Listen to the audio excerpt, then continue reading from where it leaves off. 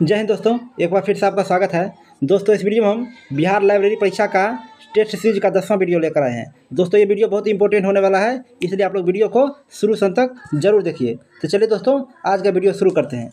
पहला क्वेश्चन है, functional requirements for authority data model में ग्रुप 3 एंटिटीज कौन सी होती है, मतलब कौन सी है? तो इसका सही आंसर होगा दोस्तों option number C, concept, object, event, place.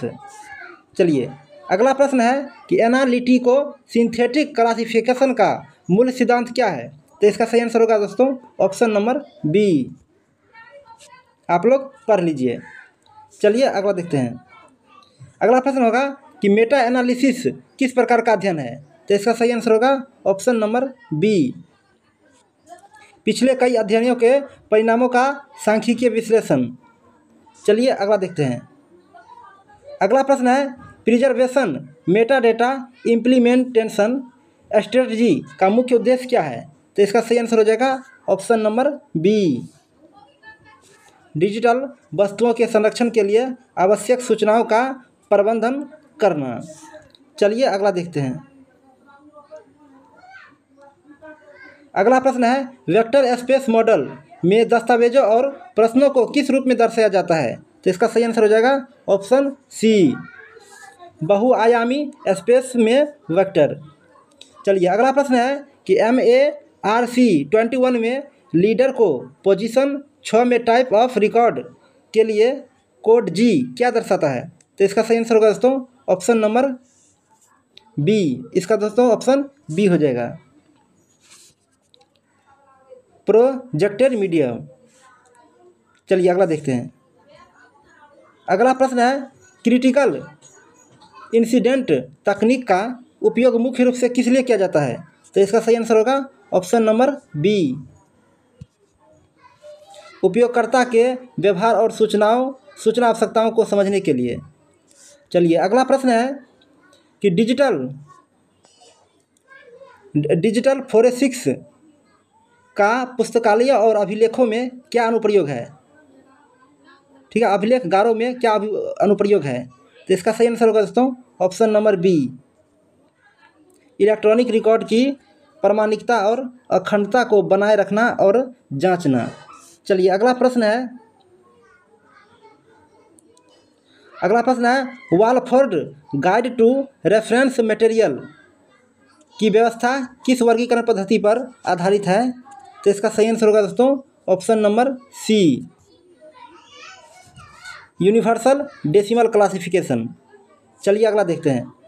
अगला प्रश्न है, सिद्धांतों के पदानुक्रम की अवधारणा जिसमें वर्गीकरण के विभिन्न स्तरों पर सिद्धांतों को व्यवस्थित किया गया है, किसने विकसित की? तो इसका सही आंसर हो जाएगा option number C, SR Ranganathan ने। चलिए अगला देखते हैं। अगला प्रश्न है, टाइप 2 एरर अनुसंधान में कब होता है? तो इसका सही आंसर हो जाएगा ऑप्शन बी, जब एक असत्य शून्य परिकल्पना को स्वीकार कर लिया जाता है। चलिए अगला प्रश्न है कि लिंक्ड डेटा के 4 सिद्धांत किसने प्रस्तावित किए? तो इसका सही आंसर हो जाएगा ऑप्शन सी, टिम बर्नर्स-ली ने। चलिए अगला प्रश्न है कि जीरो बेस्ड बजटिंग में प्रत्येक प्रबंधन को अपने बजट अनुरोध को सही ठहराने के लिए क्या तैयार करना होता है? तो इसका सही जवाब होगा ऑप्शन सी, एक डिसीजन पैकेज। चलिए अगला प्रश्न है कि स्पेशल लाइब्रेरी एसोसिएशन की टैगलाइन क्या है? तो इसका सही आंसर होगा option D, putting knowledge to work. चलिए अगला प्रश्न है, कोलन क्लासिफिकेशन में एपोस्टीरियोरी द्वारा प्राप्त कॉमन आइसोलेट्स कौन से हैं? तो इसका सही आंसर हो जाएगा दोस्तों option number D, anti raising common isolates. चलिए अगला देखते हैं। अगला प्रश्न है कि ब्लैक बॉक्स की अवधारणा किससे संबंधित है, जिसमें एक सिस्टम के अंतर्गत कामकाज के बजाय उसके इनपुट और आउटपुट पर ध्यान केंद्रित किया जाता है? तो इसका सही आंसर हो जाएगा ऑप्शन बी, सिस्टम्स थ्योरी। आइए अगला देखते हैं। अगला प्रश्न है कि हार्वेस्टिंग की प्रक्रिया जैसा कि OAI, PMH में उपयोग की जाती है का क्या अर्थ है? तो इसका सही जवाब हो जाएगा ऑप्शन नंबर ए, मेटाडेटा को एक रिपोजिटरी से इकट्ठा करना। अगला प्रश्न है बैलेंस्ड स्कोर कार्ड क्या है? तो इसका सही आंसर हो जाएगा दोस्तों ऑप्शन नंबर सी, 18 का सी होगा, एक रणनीतिक योजना और प्रबंधन प्रणाली। चलिए अगला प्रश्न है प्रासंगिकता के विभिन्न प्रकारों का वर्णन किसने किया? तो इसका सही आंसर होगा ऑप्शन ए, टेफ्को सारसेविक। अगला प्रश्न है कि लॉकिंग पहल का आदर्श वाक्य क्या है? तो इसका सही आंसर होगा दोस्तों option number A, lots of copies keep stuff safe. चलिए अगला देखते हैं। अगला प्रश्न है कि RDA में वर्ग की अवधारणा को कैसे परिभाषित किया जाता है? तो इसका सही आंसर हो जाएगा ऑप्शन नंबर सी, एक उच्च स्तरीय अमूर्त बौद्धिक या कलात्मक रचना के रूप में।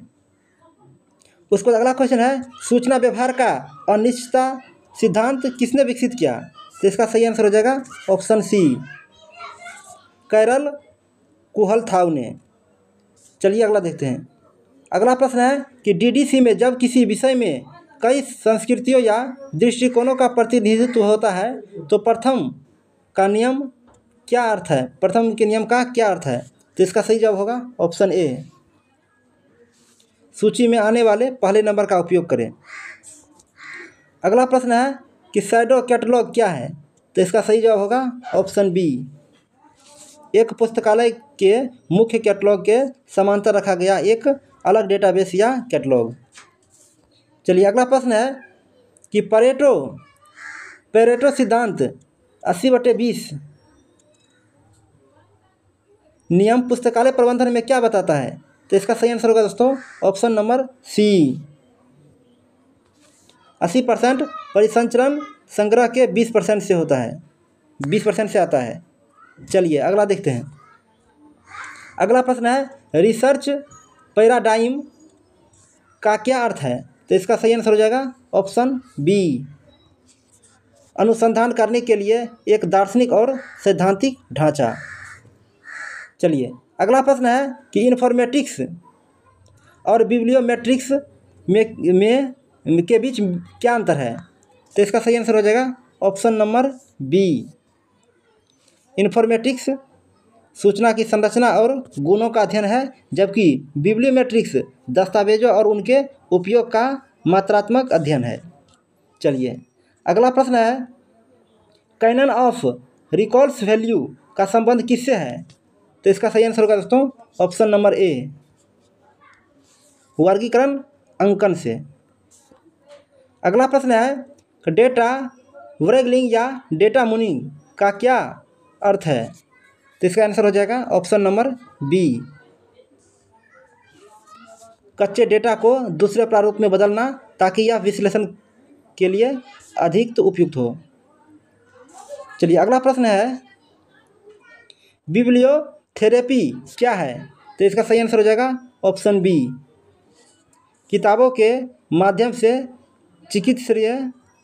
चिकित्सीय उपचार। चलिए अगला प्रश्न है रिसोर्स डिस्क्रिप्शन फ्रेमवर्क में एक ट्रिपल में क्या होता है? तो इसका सही आंसर हो जाएगा option number A, subject predicate object. चलिए अगला देखते हैं। अगला प्रश्न है ट्रंकेशन और वाइल्ड कार्ड खोज तकनीकों में क्या अंतर है? तो इसका सही आंसर होगा दोस्तों ऑप्शन नंबर बी, ट्रेकन एक शब्द के अंत में वर्णों का प्रतिस्थापित करता है जबकि वाइल्ड कार्ड एक शब्द के भीतर वर्णों को प्रतिस्थापित करता है। चलिए अगला देखते हैं। अगला प्रश्न है क्रेनविल स्टडीज का मुख्य उद्देश्य क्या मूल्यांकन करता था? तो इसका सही जवाब होगा ऑप्शन नंबर सी, 33 का सी हो जाएगा, विभिन्न इंडेक्सिंग सिस्टम का प्रदर्शन। चलिए अगला प्रश्न है ज्ञान के प्रकार पर माइकल पोलानी का सिद्धांत मुख्य रूप से किस पर केंद्रित है? तो इसका सही आंसर होगा दोस्तों ऑप्शन नंबर सी, व्यक्त और अव्यक्त ज्ञान के बीच अंतर। चलिए अगला प्रश्न है ग्रेप वाइन किस प्रकार का संचार है? तो इसका सही आंसर हो जाएगा ऑप्शन सी, अनौपचारिक। अगला है कि पुस्तकालय विज्ञान शब्द का प्रयोग सर्वप्रथम एक विषय के रूप में किसने किया? तो इसका सही आंसर होगा दोस्तों option number C, SR Ranganathan. चलिए अगला प्रश्न है कि लाइब्रेरी बिल ऑफ राइट्स को किसने अपनाया? तो इसका सही आंसर होगा option C, American library association. अगला प्रश्न है गटर मार्जिन बाइंडिंग में किसे संदर्भित करता है? तो इसका सही आंसर होगा ऑप्शन नंबर सी, 38 का सी हो जाएगा, एक भीतरी मार्जिन जहां पृष्ठ एक साथ बंधे होते हैं। चलिए अगला प्रश्न है सिमेंटिक फैक्टरिंग की अवधारणा किसने दी? तो इसका सही आंसर होगा दोस्तों option number B, JEL Faraday ने। ठीक है। चलिए अगला प्रश्न है कि क्लासिफाइड कैटलॉग कोड के लेखक कौन है? तो इसका सही आंसर हो जाएगा option A, doctor SR Ranganathan. अगला प्रश्न है कि एंथोग्राफी एक शोध पद्धति के रूप में क्या है? तो इसका सही जवाब होगा ऑप्शन सी, एक समूह या संस्कृति का उनके प्राकृतिक वातावरण में गहन अध्ययन। चलिए अगला प्रश्न है कि पोर्टफोलियो मूल्यांकन का उपयोग पुस्तकालयों में किसके लिए किया जा सकता है? तो इसका सही जवाब होगा ऑप्शन बी, पुस्तकालय अध्यक्षों के व्यावसायिक विकास और प्रदर्शन का मूल्यांकन करने के लिए। चलिए अगला प्रश्न है एनाग्रामेटिक नोटेशन का एक उदाहरण किस वर्गीकरण प्रणाली में पाया जा सकता है? तो इसका सही आंसर होगा दोस्तों ऑप्शन नंबर डी हो जाएगा, BC, यानी कि बिलिस बिब्लियोग्राफिक क्लासिफिकेशन। चलिए अगला प्रश्न है कि सर्विस लेवल एग्रीमेंट क्या है? तो इसका सही जवाब होगा दोस्तों ऑप्शन नंबर बी हो जाएगा, 44 हो जाएगा इसमें बी, एक सेवा प्रदाता और एक ग्राहक के बीच अनुबंध जो प्रदान की जाने वाली सेवाओं के स्तर को परिभाषित करता है। चलिए अगला प्रश्न है कि इन्फॉर्मेशन ओवरलोड शब्द को किसने लोकप्रिय बनाया? तो इसका सही जवाब होगा ऑप्शन ए, एल्विन टॉफलर ने। अगला प्रश्न है कि ओपन URL का प्राथमिक कार्य क्या है? तो इसका सही आंसर होगा दोस्तों ऑप्शन नंबर बी, एक उद्धरण से उपयुक्त पूर्ण पाठ तक उपयोगकर्ता को निर्देशित करने के लिए संदर्भित संवेदनशील लिंक प्रदान करना। चलिए अगला प्रश्न है कि प्रिंसिपल ऑफ लिटरेसी वारंट क्या कहता है? तो इसका सही जवाब होगा ऑप्शन बी हो जाएगा। ठीक है, एक वर्गीकरण प्रणाली को केवल उन विषयों को शामिल करना चाहिए जो साहित्य में मौजूद हो। चलिए अगला प्रश्न है कि सोशल कैपिटल की अवधारणा पुस्तकालयों के लिए क्यों प्रासंगिक है? तो इसका सही जवाब होगा ऑप्शन बी, यह बताता है कि पुस्तकालय कैसे सामाजिक नेटवर्क और विश्वास बनाकर समुदाय में योगदान करते हैं। चलिए अगला प्रश्न है एक्सेसिबिलिटी के संदर्भ में WCAG का क्या अर्थ है? तो इसका सही आंसर होगा ऑप्शन ए, वेब कंटेंट एक्सेसिबिलिटी गाइडलाइंस। चलिए अगला प्रश्न है कि पर्ल यानी कि PEARL परियोजना का क्या उद्देश्य था? तो इसका सही आंसर होगा दोस्तों ऑप्शन नंबर बी, वेब संसाधनों के लिए अस्थायी पहचानकर्ता प्रदान करना। चलिए अगला प्रश्न है कि डिजिटल क्यूरेशन में क्या शामिल है? तो इसका सही जवाब हो जाएगा ऑप्शन सी, अपने पूरे जीवन चक्र में डिजिटल डेटा को बनाए रखना, संरक्षित करना और मूल्य जोड़ना। चलिए अगला प्रश्न है डिस्कोर्स एनालिसिस किस पर केंद्रित है? तो इसका सही जवाब होगा ऑप्शन बी, संदर्भ में भाषा का उपयोग। अगला प्रश्न है कि मेमनेमोनिक्स का वर्गीकरण अंकन में क्या भूमिका है? तो इसका सही जवाब हो जाएगा ऑप्शन बी, अंकन को याद रखने में सहायता करना। चलिए अगला प्रश्न है, इन्फॉर्मेशन प्रोस्पेक्टिंग की अवधारणा क्या क्या है? तो इसका सही आंसर होगा दोस्तों ऑप्शन नंबर बी हो जाएगा, 54 का बी हो जाएगा। अपरिचित क्षेत्रों में नई और अप्रत्याशित जानकारी की खोज। चलिए अगला प्रश्न है, स्पेगेटी ऑर्गेनाइजेशन क्या है? तो इसका सही जवाब हो जाएगा ऑप्शन नंबर बी, 55 का हो जाएगा बी, एक जटिल और भ्रमित करने वाली संगठनात्मक संरचना। अगला प्रश्न है, एविडेंस बेस्ड लाइब्रेरियनशिप किस पर जोर देती है? तो इसका सही जवाब होगा दोस्तों ऑप्शन नंबर सी, सर्वोत्तम उपलब्ध साक्ष्य, पेशेवर विशेषज्ञता और उपयोगकर्ता के मूल्यों के आधार पर निर्णय लेना। चलिए अगला प्रश्न है कि डेटा रिपोजिटरी और डेटा आर्काइव के बीच अक्सर क्या अंतर होता है? तो इसका सही जवाब हो जाएगा ऑप्शन नंबर बी, 57 का ऑप्शन बी हो जाएगा। रिपोजिटरी अल्पकालिक भंडार के लिए, जबकि आर्काइव दीर्घकालिक संरक्षण के लिए। चलिए अगला प्रश्न है कि कैनन ऑफ मॉड्यूलेशन किससे संबंधित है? तो इसका सही जवाब होगा ऑप्शन बी, श्रृंखला में चरणों का निर्माण। चलिए अगला प्रश्न है कि एम्पोरिकल लॉ ऑफ बिब्लियोमेट्रिक्स में कौन शामिल नहीं है? तो इसका सही जवाब होगा ऑप्शन डी, रंगनाथन का नियम। चलिए अगला प्रश्न है कि MARC मस्ट हाई का तर्क मुख्य रूप से क्या है? तो इसका सही जवाब होगा ऑप्शन बी, देख लीजिए आप लोग। चलिए अगला प्रश्न है, टैगिंग और विषय अनुक्रमणिका में क्या अंतर है? तो इसका सही आंसर होगा दोस्तों ऑप्शन नंबर बी। आप लोग दोस्तों ध्यान से पढ़ लीजिए, ठीक है, हम आंसर बोल देते हैं। चलिए अगला प्रश्न है कि एथिकल डायलेमा क्या है? तो इसका सही आंसर होगा दोस्तों ऑप्शन नंबर बी, एक ऐसी स्थिति जहां दो या दो से अधिक नैतिक सिद्धांतों के बीच संघर्ष होता है। चलिए अगला प्रश्न है, पब्लिक की इंफ्रास्ट्रक्चर का उपयोग किस लिए किया जाता है?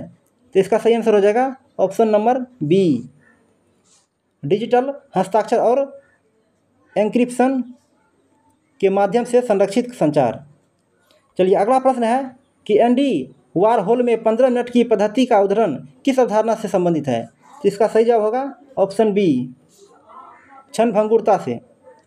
चलिए अगला प्रश्न है, डेटा डिक्शनरी क्या है? तो इसका सही जवाब हो जाएगा ऑप्शन बी, एक डेटाबेस के बारे में मेटा डेटा का एक केंद्रीकृत भंडार। उसके बाद अगला प्रश्न है कि मिशन क्रिप एक संगठन में क्या है? तो इसका सही आंसर हो जाएगा ऑप्शन बी, अपने मूल लक्ष्यों से परे एक परियोजना या मिशन का क्रमिक विस्तार। चलिए अगला प्रश्न है, कैनन ऑफ कॉन्टेक्स्ट रंगनाथन द्वारा किसके लिए तैयार किया गया था? इसका सही आंसर होगा दोस्तों ऑप्शन नंबर ए, वर्गीकरण। अगला प्रश्न है कि यूजर सेंटर्स डिजाइन का क्या अर्थ है? तो इसका सही जवाब हो जाएगा ऑप्शन ए, एक ऐसी डिजाइन प्रक्रिया जिसमें शुरू से अंत तक अंतिम उपयोगकर्ताओं पर ध्यान केंद्रित किया जाता है। चलिए अगला प्रश्न है, डिजिटल डिवाइस शब्द किसे संदर्भित करता है? तो इसका सही आंसर होगा ऑप्शन बी, सूचना प्रौद्योगिकी तक पहुंच रखने वालों को नहीं रखने वाले के बीच का अंतर। ठीक है। चलिए अगला प्रश्न है कि पोस्ट कोऑर्डिनेट इंडेक्सिंग का एक उदाहरण है। तो इसका सही आंसर हो जाएगा ऑप्शन सी, यूनिटर्म। चलिए अगला प्रश्न है, डिजिटल मिलेनियम कॉपीराइट एक्ट का सेफ हार्बर प्रावधान क्या करता है? तो इसका सही आंसर होगा दोस्तों ऑप्शन नंबर ए, उपयोगकर्ताओं द्वारा कॉपीराइट उल्लंघन के लिए ऑनलाइन सेवा प्रदाताओं को प्रतिरक्षा प्रदान करता है यदि वे कुछ शर्तों को पूरा करते हैं। चलिए अगला देखते हैं। अगला प्रश्न है, एपिस्टेमोलॉजी किसका अध्ययन है? तो इसका सही आंसर होगा ऑप्शन सी, ज्ञान का। अगला प्रश्न है, फैसेट एनालिसिस का पहला चरण क्या है? तो तो इसका सही आंसर होगा ऑप्शन डी, विषय को उसके मूलभूत अवधारणाओं को में तोड़ना। चलिए अगला प्रश्न है, ह्यूरिस्टिक मूल्यांकन क्या है? तो इसका सही जवाब होगा ऑप्शन बी। चलिए अगला प्रश्न है कि नेशनल लाइब्रेरी ऑफ मेडिसिन वर्गीकरण किसके लिए बनाया गया है? तो इसका सही जवाब होगा ऑप्शन सी, चिकित्सा और संबंध विज्ञान के लिए। अगला प्रश्न है, सूचना साक्षरता का SCONUL 7 पिलर्स मॉडल किस देश में विकसित किया गया था? तो इसका सही आंसर हो जाएगा option number D, United kingdom. चलिए अगला प्रश्न है कि कैनन ऑफ करेंसी क्या निर्धारित करता है? तो इसका सही आंसर होगा दोस्तों ऑप्शन ए, देख लीजिए। चलिए अगला प्रश्न है, एग्जिट इंटरव्यू क्यों आयोजित किया जाता है? तो इसका सही जवाब हो जाएगा ऑप्शन बी,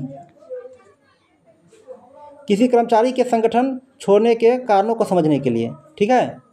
चलिए अगला प्रश्न है, संज्ञानात्मक असंगति पुस्तकालय उपयोगकर्ताओं में कब हो सकती है? तो इसका सही आंसर हो जाएगा ऑप्शन नंबर ए, जब वे जो जानकारी पाते हैं वह उनके मौजूद विश्वासों के साथ संघर्ष करती है। चलिए अगला प्रश्न है, फ्यूचर शॉक शब्द किसने गढ़ा? तो इसका सही जवाब होगा ऑप्शन बी, एल्विन टॉफलर। अगला प्रश्न है, एक्टिव एक्स किसके द्वारा विकसित एक सॉफ्टवेयर फ्रेमवर्क है? तो इसका सही जवाब होगा दोस्तों ऑप्शन नंबर बी,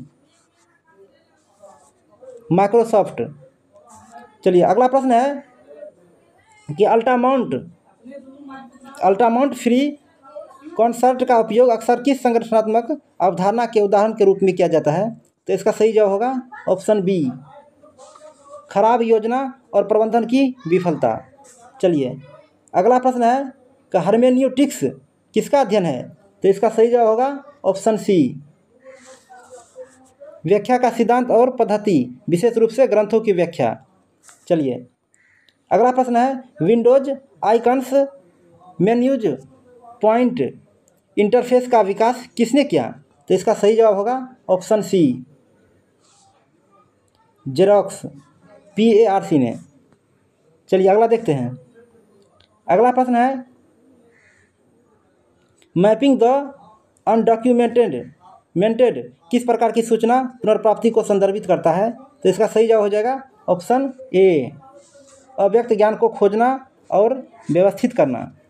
चलिए अगला प्रश्न है, ISO 15489 मानक किससे संबंधित है? तो इसका सही जवाब हो जाएगा ऑप्शन नंबर सी, रिकॉर्ड्स प्रबंधन से। अगला प्रश्न है, साइबर स्पेस की स्वतंत्रता की घोषणा किसने लिखी? तो इसका सही जवाब होगा option A, John Perry Barlow ने। चलिए अगला प्रश्न है, disaster recovery of business continuity में क्या अंतर है? तो इसका सही आंसर होगा दोस्तों ऑप्शन नंबर बी, 88 हो जाएगा ऑप्शन बी। ठीक है। चलिए अगला प्रश्न है कि दार्शनिक रेजर कैसे ओखम का रेजर का उद्देश्य है? तो इसका सही आंसर हो जाएगा ऑप्शन नंबर बी, 89 का दोस्तों ऑप्शन बी होगा, अनावश्यक व्याख्याओं को समाप्त करना। चलिए अगला प्रश्न है, कैनन ऑफ हेडिंग और कैनन ऑफ प्रीपोर्टेंस किससे संबंधित है? तो इसका सही जवाब होगा ऑप्शन बी, प्रसूचीकरण नियमों का चयन और प्रतिपादन। चलिए अगला प्रश्न है कि नॉलेज ऑडिट का मुख्य उद्देश्य क्या है? तो इसका सही जवाब होगा ऑप्शन बी। चलिए अगला प्रश्न है कि principle of osmosis doctor SR Ranganathan द्वारा किस संदर्भ में उपयोग किया गया था? तो इसका सही आंसर होगा दोस्तों ऑप्शन सी, एक नए लाइब्रेरियन को संदर्भ सेवा में प्रशिक्षित करना। चलिए अगला प्रश्न है, लाइब्रेरी 3.0 की अवधारणा में क्या शामिल होने की संभावना है?